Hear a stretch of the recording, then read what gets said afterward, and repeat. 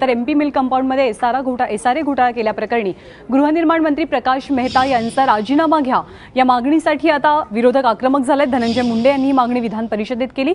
मेहता यांनी सभागृहात खोटं निवेदन करून दिशाभूल केल्याचा आरोपही त्यांनी केलाय। याशिवाय पारदर्शक कारभाराच्या मुद्द्यावरून त्यांनी मुख्यमंत्र्यांना चिमटेही काढले। प्रकाश मेहतांवरती एसआरए घोटाळ्याचा आरोप आणि मुलाला लाभ मिळवून दिल्याचाही आरोप आहे। तर तिकडे 12,000 हेक्टर जमीन घोटाळा झालाय त्या प्रकरणी सुभाष देसाईंची सुद्धा चौकशी करा, राजीनामा घ्या अशी मागणी धनंजय मुंडे यांनी केली आहे।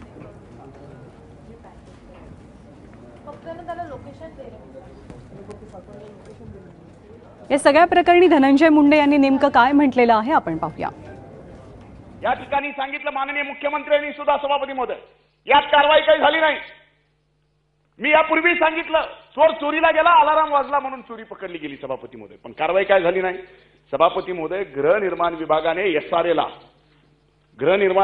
एसआरएला या प्रकल्पाच्या बाबतीत ज्या काय मंजुऱ्या दिल्या गेलेल्या आहेत माननीय मुख्यमंत्र्याला अवगत करून गृहनिर्माण मंत्र्यांनी सभापती महोदय त्या बाबतीत स्थगिती कशी दिली? मग ही स्थगितलं ना। जर त्या विकासकाला या ठिकाणी सभापती महोदय आपण परवानगी दिली नाही, ही चोरी झाली नाही, तर मग ती चोरी थांबवली कशी?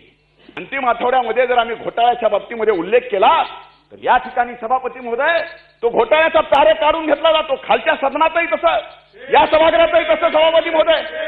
म्हणजे भ्रष्टाचाराच्या बाबतीत बोलायचं नाही। आम्हाला जे अयुध्य आहेत, ज्या नियमानं आम्हाला प्रस्ताव मांडता येतो सभापती महोदय, ते प्रस्ताव सुद्धा आम्हाला मांडता येत नाही, त्यातल्या सुद्धा तुम्ही ओळी काढून घेता सभापती महोदय। काय म्हणून आम्ही चर्चा करावी आणि काय अपेक्षा धरावी सभापती महोदय सरकारकडून की याबाबत कारवाई होईल? म्हणून या महाराष्ट्राच्या जनतेने कळायला पाहिजे सभापती महोदय की या सरकारमधले मंत्री किती भ्रष्ट आहेत आणि त्याची सुद्धा सभापती महोदय चर्चा झाली पाहिजे। आणि ती चर्चा सुरू व्हायच्या अगोदर या दोन्ही मंत्र्यावर कारवाई करून त्यांचा राजीनामा घेतला पाहिजे, ही सभापती महोदय या सदनाची